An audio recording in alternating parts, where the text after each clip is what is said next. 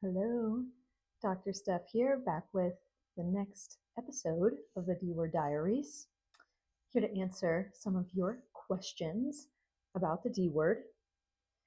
Starting with a banger, there's a chapter on purity and sexual shame. How's that relevant to the book? Well, uh, I do tell a very impactful story that may be relatable for many of you who also grew up in this purity culture of, a perseveration, I would call it, of Christianity, where when I was 13, my parents were going through their divorce.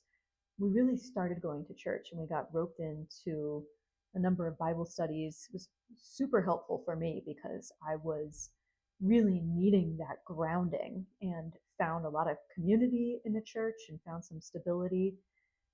And I ended up going to this True Love Weights class that was like a summer type class, 8 weeks long or something like that. And on one of the classes, there was a husband and wife couple that came to do a demonstration using an orange. And I go into detail about this in the book, but I know that some of you have had similar stories. And I've even had some readers be like, I had a story like that that involved milk and Coke. So I don't know what the punchline of that is. But for us, it was really like, ladies, your sexuality, your sexual purity is this orange. You can't let anyone but your husband touch you, touch the orange, go to second base, go to third base. You'll take a slice out, have sex. You're going to give your future husband a juiceless orange. Do you really want that? And I was like, no, no, I want to give my future husband a juicy orange. So I like was really scared into the sexual purity thing because I wanted that outcome of a sex filled marriage in the future, just passion, connection, all of that. I already knew that that was meaningful to me at 13. And I kind of like really hid that for a while, and I had a lot of shame around anything to do with sex. And I felt like I was promiscuous in thought, even though I wasn't doing anything, when, I'm just a human. We're sexual beings. The fact that Christianity, in my mind, modern Christianity, managed to use sexuality as a way to make women feel unclean is like really interesting to me. So it's a very important theme in the book because of how that moment affected me and some of my future decisions, and how that, not even my decisions, but also my psyche, and how it also shaped my relationship with this like more wild part of me that I call the wild woman. Not the first one to call her that, but that I felt like was kind of attacked or kind of made to feel manipulative, dirty, not to be trusted by my upbringing. So it is very important in that respect. Next question. You have a PhD, you are a coach, spiritual coach, and you could have written a self help book with a framework and specific steps. Why did you write a memoir? Well, I did write a self help book to start. I just haven't published it yet. And really, the chakra framework has been profoundly helpful for me for really understanding how to tap into the multidimensional parts of me, the dynamic parts of me, and give attention to and give balance to these different parts in a in the past, where I felt like I kind of had to choose between the only spiritual pure part of me and then the old that was in Christianity versus like the ego, human, sensual part of me that was more wrapped up in modern culture and success and achievement and money, money, money and pleasure, pleasure, pleasure, now, now, now. So I felt like kind of torn between these two and felt like I had to choose one or the other. And coming upon the chakra framework and meditating with it really helped me integrate all of these parts of me and not feel as much of an inner war. Profoundly helpful. And I was able to add in my own flair and my own puzzle pieces of what are modalities that are evidence based that we can plug into the chakra framework for healing. So I have a book on that, and I have some courses on that. The book is to be published, the courses are published, many meditations formed into a course that have been profoundly impactful for me and for some of my clients as well.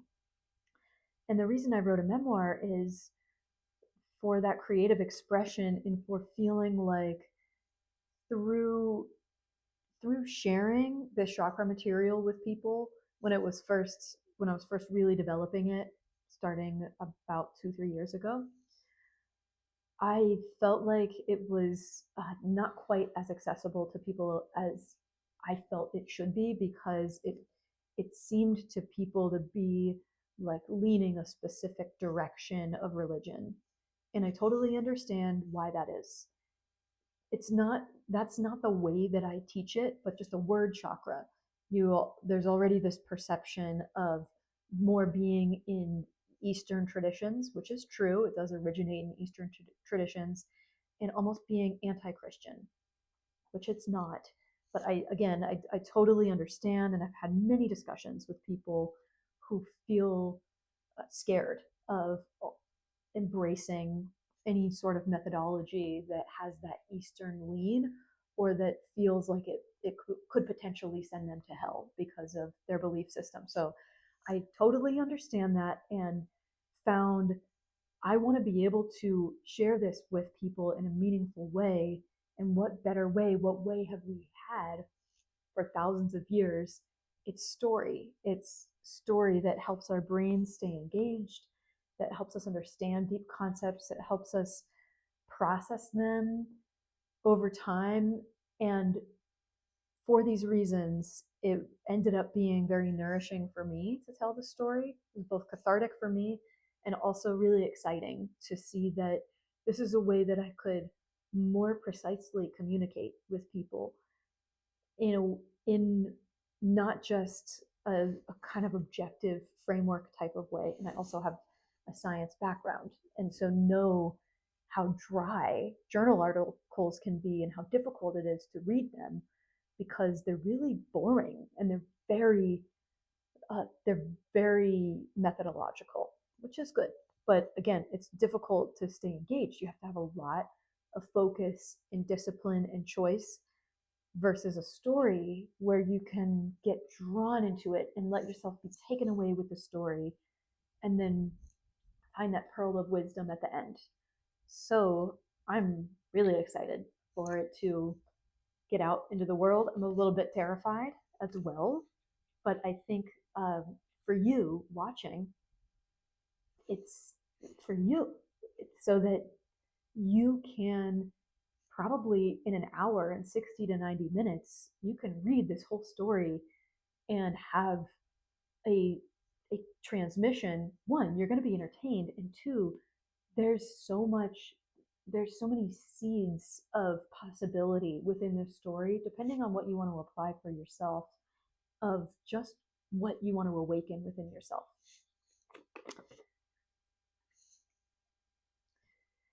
Next question. Early readers described reading the exact words that have felt ineffable all these years, while reading some of the beta chapters. So what about this book is so relatable? Well, the book gives real examples of experiences and inner dialogue I had going through this negotiation with myself of really wanting to love other people in the ways that I believed I should, that really had to do with self-sacrifice. I was my my teachers were Jesus, Mother Teresa, and mothers in general. What do these people have in common? They love so enduringly that they will give up their lives for other people. I have so much love in my heart that I felt like this is the standard. And if I'm not exhausted, then I haven't given enough. I really put a lot of pressure on myself to give. So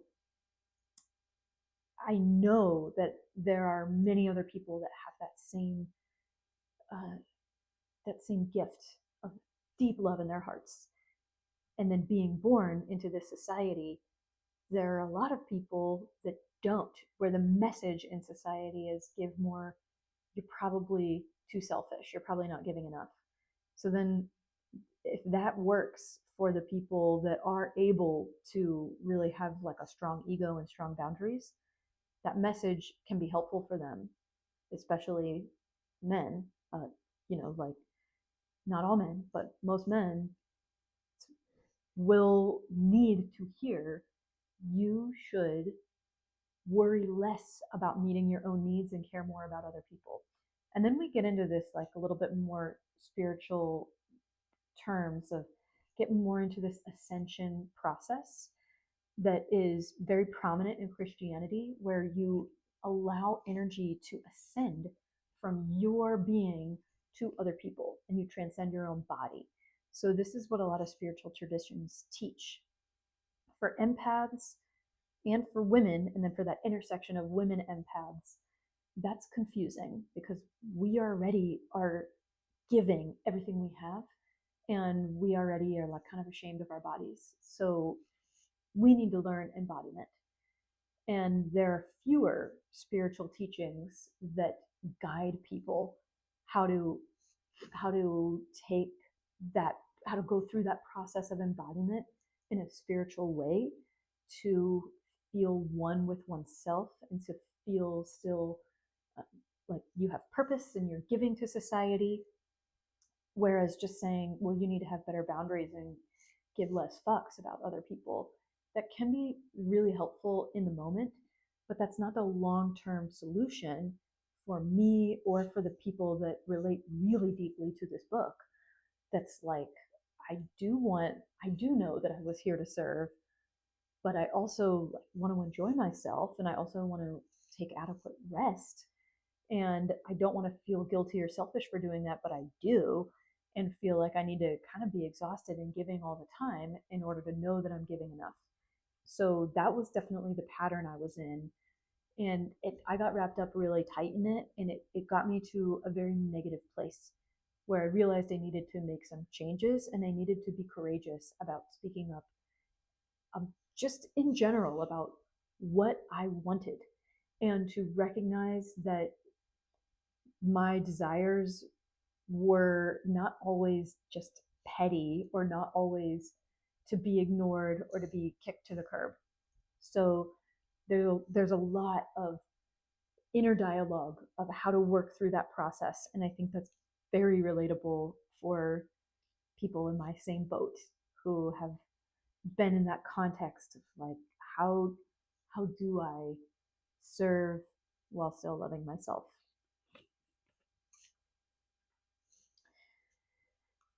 Whew. You write about the longing for the wild woman, but also the self distrust when you follow her. Why is that dynamic important to talk about? That really builds on the last question. The wild woman is somebody who I used to fear as a girl, a little bit, like a healthy fear, and then really wanted to embrace as a teenager, but didn't know how, because it was, the wild woman was so related to like the being tempted by the devil. I kind of felt like if I give in to the wild woman and like free myself of this excessive worry and need for achievement and need for approval in order to feel safe, if I release that and free up and howl at the moon and run barefoot outside and swim in the ocean and have sex safely, then will I actually be safe? And so, not really knowing how to do that very much as a teenager, and then kind of dipping my toe in the water more in my 20s through traveling, I had wonderful experiences, but then also would get hurt by going too far. And that's just learning. That's just being a human and learning You have to make mistakes, especially as a teenager and in your 20s, because we don't know who we are. So there's no way to get that perfect. But I thought that I needed to get that perfect. So me kind of going more to that freedom side and embracing the wild woman came with some consequences that were just natural, like, well, don't do it that way or don't go that far, almost um, like just boundaries that I was coming up against of this is an edge. And instead of just backing off a little bit, I would come up on that edge and then I would ricochet all the way back to the other side. And I would feel like, oh no, I can't trust myself because I went too far in this case. So I just had interpreted bad experiences to mean like, no, no, no, bad, bad, bad. I can't do that. And wasn't able to find that middle ground for a long time. So that dynamic you will see play out in the book. And as I've worked with a handful of my clients for almost one for over a year, this sense of self-trust is pretty important because self-trust is one of the most important foundations for self-love, just as trust in a relationship is a critical foundation for love. So self-trust is the sense that we have that we can listen to our intuition, that we can adhere to our own desires, and that we can deal with life as it comes. And when the distrust comes up, is either when we don't listen to our intuition enough times, and then we're like, well, I can't trust myself because I don't listen to my intuition, or when we listen to our intuition and something goes wrong, that is okay for it to be a learning opportunity, but instead we treat that consequence as an indicator that we can't trust ourselves. And that is really important to rewire of what exactly a negative consequence is teaching you or showing you or what it means. I honestly did used to interpret that it meant I can't trust myself, and I see that in my clients. So I wanted to highlight that in the book as a way to help someone see through me that of course you can trust yourself. Of course this is just learning. It's really obvious when you get to see it in someone else and then have that opportunity to turn the mirror on themselves and wonder, maybe I can trust myself more in these cases where I'm actually just learning. And it doesn't stop in your 20s. We're always learning. It's okay to make mistakes and to keep learning and growing. We can change that relationship with what the learning and growing feels like. Okay, is your book advocating for divorce? That's a funny question. That's a funny question because, yeah, it does. The subtitle is How Divorce Ended Self-Abandonment and Led to Self-Reclamation. In my case, divorce was a portal for self-reclamation. It need not have even gotten that far. It could have happened earlier that I decided to live my own life and listen to myself years before. So I'm certainly not advocating for divorce, and there could be a world that someone in my exact situation would have found their wild woman within and perhaps not gotten a divorce. For me, the the divorce was such a catalyst for really listening to myself. And in some of the women I've talked to, it is for them too a portal for self reclamation. And that's just because of the cultural context we're in that promotes marriage as a pathway to identity and to safety and to love. And for women, for a long time, it was necessary for survival. Over the past 100 years, we've seen a lot of change. Now, women are able to, there are opportunities for women to be financially independent.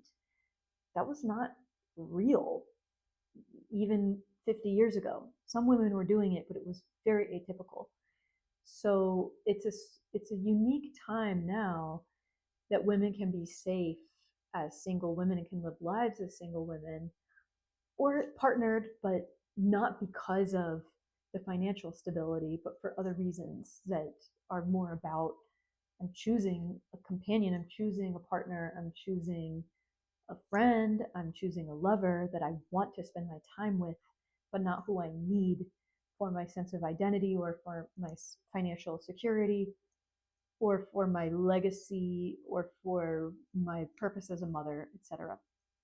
So it is in no way advocating divorce, but it is giving a permission slip for those who have gone through a divorce or a massive identity change, that it doesn't have to come with the shame that society puts on it.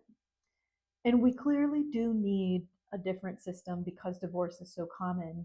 Maybe we should consider what other ways are to partner legally that promote people's well-being and happiness.